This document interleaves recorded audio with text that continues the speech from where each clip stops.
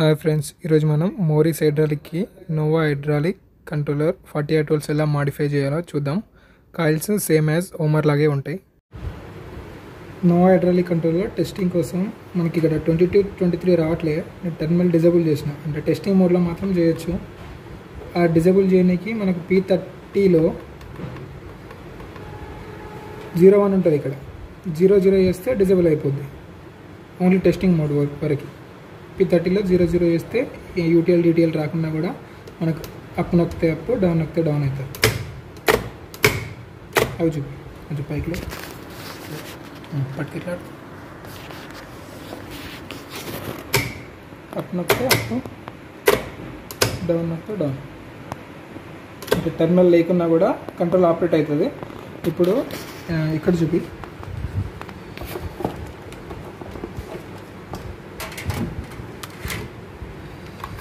అవి common to ఈవీడి ఇక్కడ పెట్టిన టెర్మినల్. ఇక్కడ మల్టీమీటర్ పైకి లేపుతాను వస్తుంది. ఇప్పుడు నేను కామన్ టు ఈవీడి డౌన్ నొక్కుతున్నా, అక్కడ 48 వోల్ట్స్ వస్తుంది, 48.4 మల్టీమీటర్లో. సేమ్ ఇప్పుడు అప్ నొక్కుతున్నా, కామన్ టు ఈవీఎస్,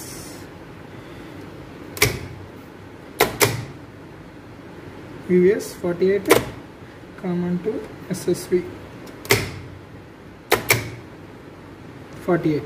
అంటే నేను ఇప్పుడు మెయింటెనెన్స్ మోడ్లో ఉంది కాబట్టి జస్ట్ ఈవీఆర్ నార్మల్ మోడ్లో వస్తుంది. ఇప్పుడు ఇవన్నీ వచ్చిందంటే అది కూడా వచ్చేస్తుంది.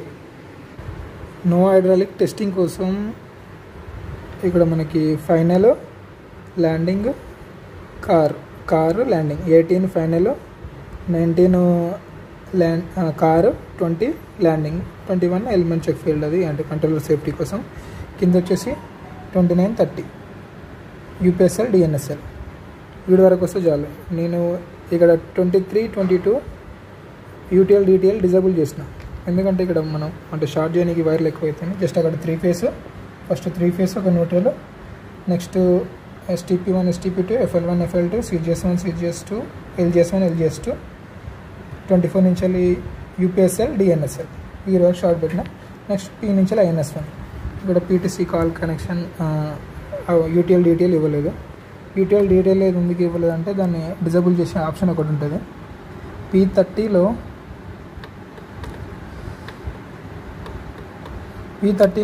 రెగ్యులర్గా 001 ఉంటుంది, అంటే అప్పుడు యూటీఎల్ డిటిఎల్ పక్కా ఇవ్వాలి అన్నట్టు. 00 చేస్తే ఏం అవసరం లేదు, ఓన్లీ టెస్టింగ్ వరకు. మళ్ళీ నార్మల్ వేసినప్పుడు అది 1 పెట్టుకొని ఇచ్చేయాలి. నెక్స్ట్ PTC కూడా కనెక్షన్ ఇవ్వలేదు. PTC కనెక్షన్ ఇవ్వకపోయినా కూడా డైరెక్ట్ PTC యాక్టివేటెడ్ అని వస్తుంది.